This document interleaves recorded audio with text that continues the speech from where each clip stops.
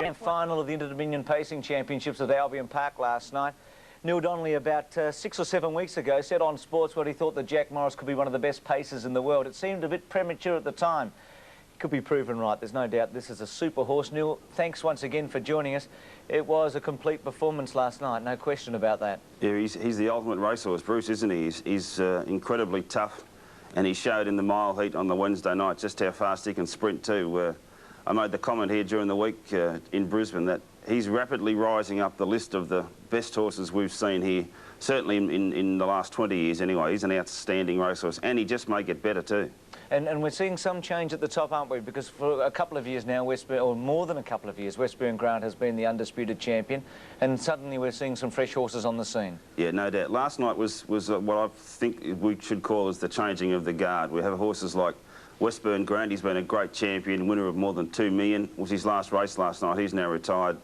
Old Blossom Lady, she did a fantastic job as usual to run third, but her lack of speed cost her any chance of winning the race, I believe. She won't be there next year in Sydney.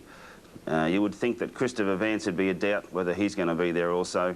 And we have Jack Morris, who's really only on the start. He's on the start of his career. And Warrior Khan, the 4-year-old who ran second, his performance was sensational last night. And I guess we've got to touch on Chokin, the 4-year-old from New Zealand. I think he was going to run a clear second favourite last night before his shock scratching yesterday morning, and he's going to be in Sydney next year too. I think we have a whole new era about to start. It's exciting. We should mention that both Master Musician and Chokin were scratched, which did take certainly something away from the depth, quite a bit away, and leads me to think that 6 to 4 on, I mean, it sounds stupid, but that's not bad value when you consider that both Chokin and Master Musician came out. Exactly. In fact, Jack Morris virtually had dominated the carnival from the first night. He was the only horse that did it tough every night and displayed that he was the best horse at the carnival. If this had been any other race bar the Interdominion final, and if there hadn't been a huge crowd at Albion Park, all wanting to back their own, their own fancy, he'd have run 3s on. If it had been any other normal free-for-all, he'd have been a 3 to 1 on chance. Well, it was a very, very confident drive. He was driven like he was the best horse in the field because he had a reasonable position. Chambers gives it up, goes to what's called the death chair in harness racing. Another significant factor, Westbury and Grant was in a great spot. Vic Frost couldn't afford to come out when Warrior Khan made his run, and he stayed in and probably cost himself a chance. But had he been faced 3 deep, it's doubtful if he had the strength at this stage in his career. Let's go to the final of the Interdominion. Stand by, there's the blue light. They're racing from barrier 1. Red Chip's come out fast, so is Franco Tiger.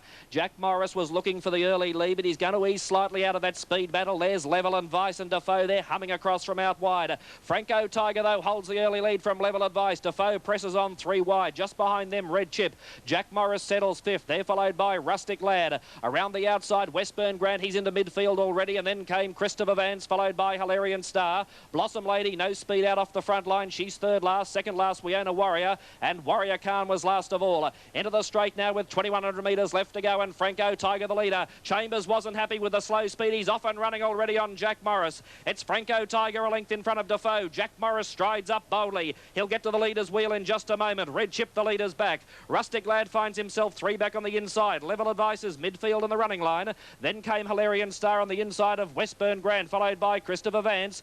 3rd last, we own a Warrior. 2nd last, Blossom Lady, and Warrior Khan last of all on the side of the track with 17.50 left to go. And Franco Tiger and Brian Gather dictating terms in front. A length to Jack Morris. He's going to have to work outside of the leader. Red Chip is 3rd, and Defoe now getting a good card along. He's 1 out and 1 back, racing outside of the Queensland Hope Rustic Lad. Then came Level Advice, racing outside of Hilarion Star, and then Westburn Grant. He's a little worse than midfield in the running line on the outside of We Own a Warrior, who's saving ground along the inside. 3rd last was Christopher Vance. Blossom Lady is 2nd last, and Warrior Khan has the entire field in front of him. 72.8 was the lead time. They're on the side of the track at the 1,300 metres, and Franco Tiger travelling sweetly. 3 parts of a length in front of Jack Morris 2nd. Red Chip 3rd on the insides, enjoyed a cosy trip. 4th, 1 out and 1 back is Defoe, and here come the back markers. Warrior Khan takes off 3 wide and tracked up strongly by Blossom Lady. They race inside the 1,200. They get the bell this time in the Conrad Jupiter's Interdominion Grand Final. They left that quarter behind them in 31.6, so Franco Tiger has enjoyed a comfortable trip in the van. A length in front of of Jack Morris, who strides closer. He's only a half length away.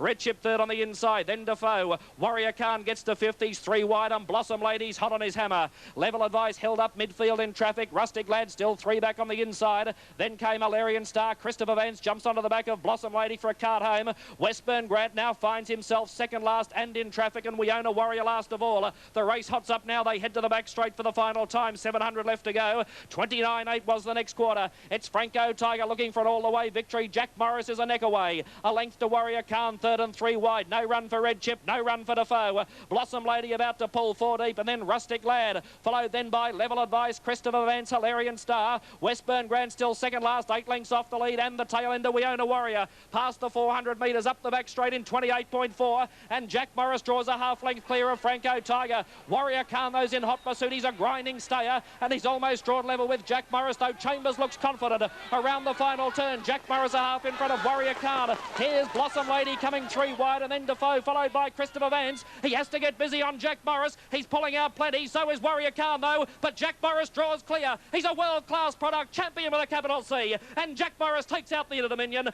Photo for the miners, Warrior Khan or Blossom Lady. I think the testimony to him, Neil, is it's very unusual in this sport to see horses run away from others when they've done some work. Often they'll just hang on and win like Westburn Grant did last year. That horse ran away from them in the straight. He is a super horse. Yeah, and don't forget, Bruce, they've run about 56.2 the last half and produced a mile rate of 157.8 for 2,600 metres. I think it's pretty safe to say he's the world's toughest stayer anyway.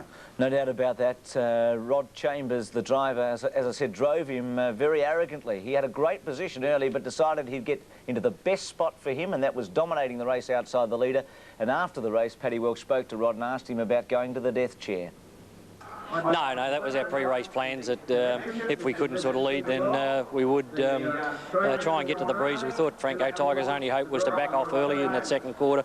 That looked exactly what it was, so yeah, away we went. I asked Sean, what about you? Did you have a little bet on him? It was... No, too short to me. There's enough there for us. It's been a great night. Fair ride in a tram, isn't it? Could ride in the tram, a $400,000 race. A good judge once said to me a long time ago in Adelaide that if you got the best horse, the death chair is the best position. There's no doubt it's the safest place, Bruce. You can't get knocked over. People can't fall over in front of you. And actually, I spoke with Rod after the race, and he said that there wasn't any stage in the race where he didn't feel as though he had them all covered. He thought the race was always his. Think they'll stay in Australia? Is there any chance they might go to America and take on the best in the world?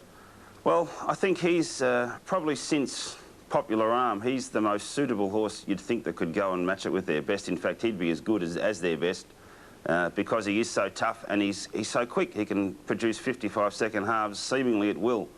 I don't know if they'll go. I think that the grass is probably always greener at home. But if ever there was a horse that's got all the ammunition to perform against the best in the world, he's the one.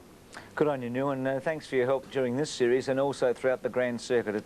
We've really enjoyed it, and we'll catch up with you a bit later in the year when the Grand Circuit resumes, mate. Love to, Bruce. Thank you. Safe trip home. Neil Donnelly bringing us right up to date with the Interdominion. We take a break, back with more after this.